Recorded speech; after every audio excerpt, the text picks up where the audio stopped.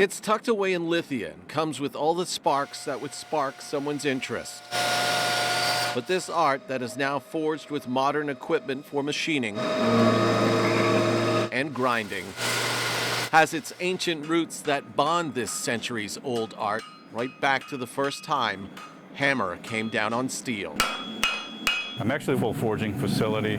For Todd Fisher, this is a passion that started back in high school. I grew up in a small village in Wisconsin, and believe it or not, at the high school that I attended, they taught blacksmithing as one of the courses. That blacksmithing class has led to something very few people around the world forge. Damascus steel. As history has it, Damascus steel has its roots way back in the Middle Ages and the Middle East, where swords were produced that were tough and resilient, strong, with a blade that could keep its sharpness. True Damascus steel was something that the Crusaders came back and told tales about this steel with magical qualities. The exact methods of production may not be exactly the same, but the roots are. Here's how it works at Todd's Forge in Lithia.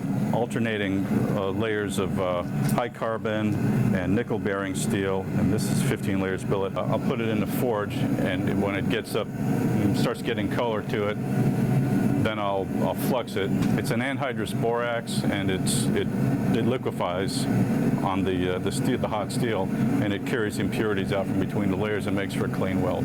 And then it's pounded out mechanically. It's a 110-pound hammer, and it's hitting about 240 beats per minute. And then by hand. The original intent was to purify the steel by hammering out the impurities and particles. Over and over and over again. And what started out as, say, 15 layers is pounded down like this sword blade to 2,500 layers. Todd has taken it to such a fine art that his knives and swords and dirks and daggers have sold as far away as Russia. Well, actually, Russia was probably the last place, that they caught on. I think it was, France, Germany, Sweden, Malaysia. And they all come with what you could say is his trademark. You can see the pattern in this steel. It will look like that all the way through. Is that like one of your signatures kind of thing? This pattern is, yeah. An amazing ability, born of steel and delivered into shape under a hammer. What is old is still new.